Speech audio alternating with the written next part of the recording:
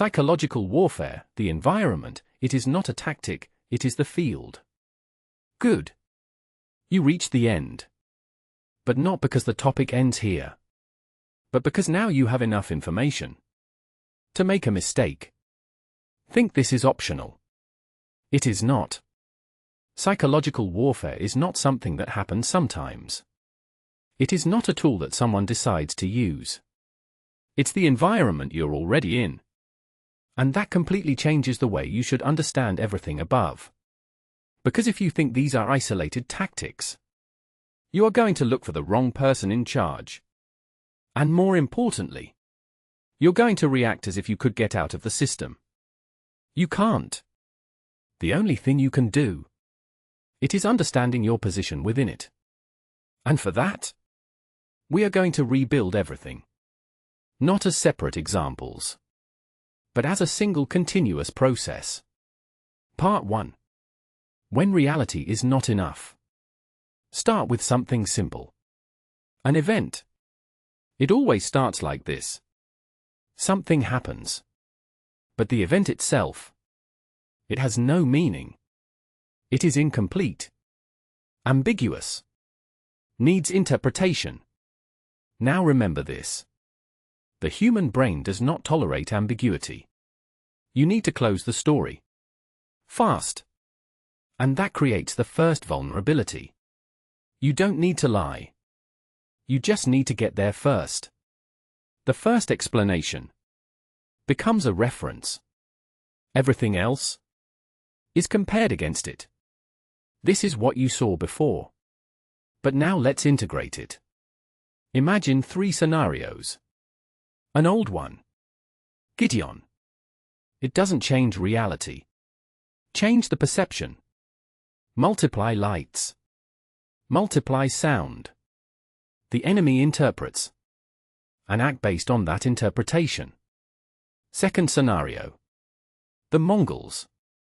Before arriving, the narrative has already arrived. The enemy does not face an unknown force. Face a story.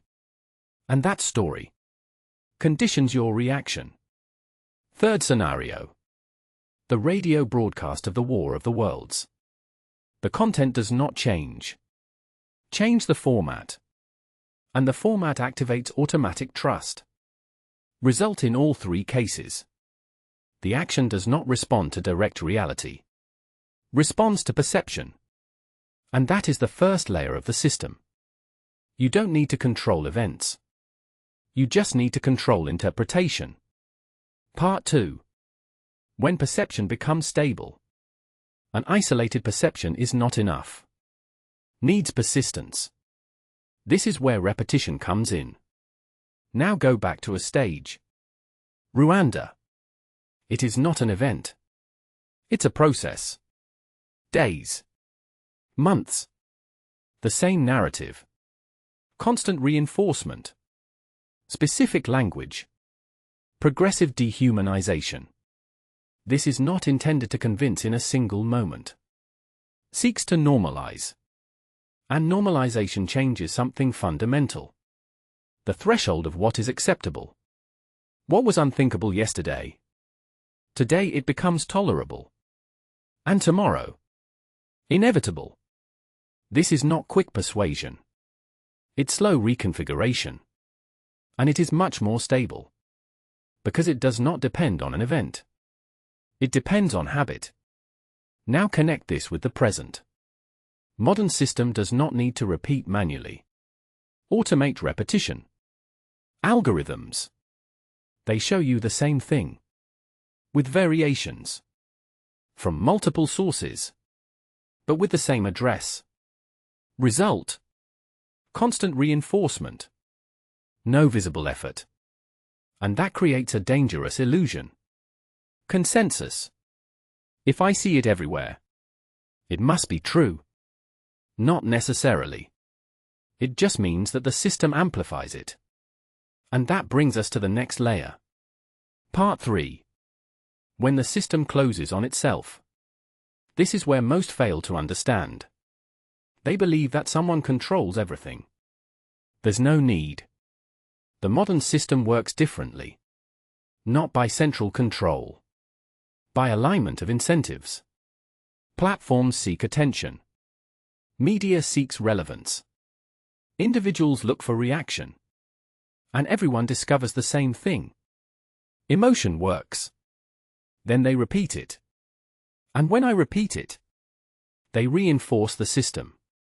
This creates a cycle. Self-sustained. Self-reinforced.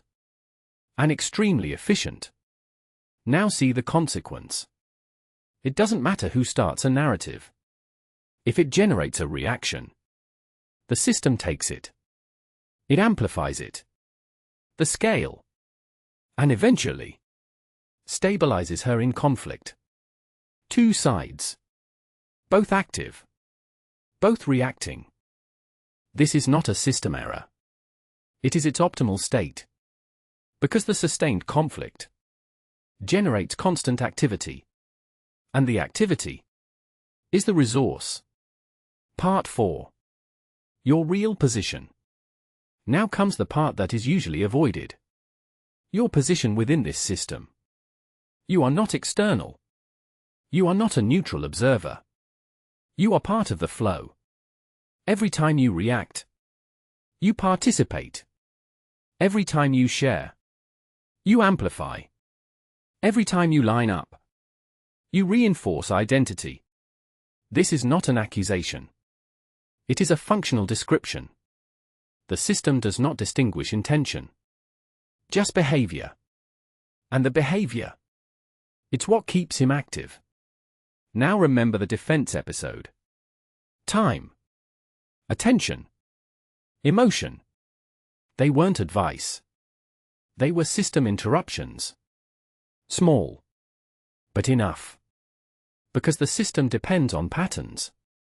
And if you break the pattern, loses efficiency on you. You don't destroy it. But you reduce their influence. And that, it's the most you can achieve. Final integration. Now put everything together. Event. Interpretation. Perception. Repetition. Standardization. Amplification. Conflict. System. They are not separate stages. They are a continuous flow. Always active. Always present. And you are inside. Not at the beginning. Not at the end. In the middle. Conclusion. Psychological warfare is not something that anyone uses.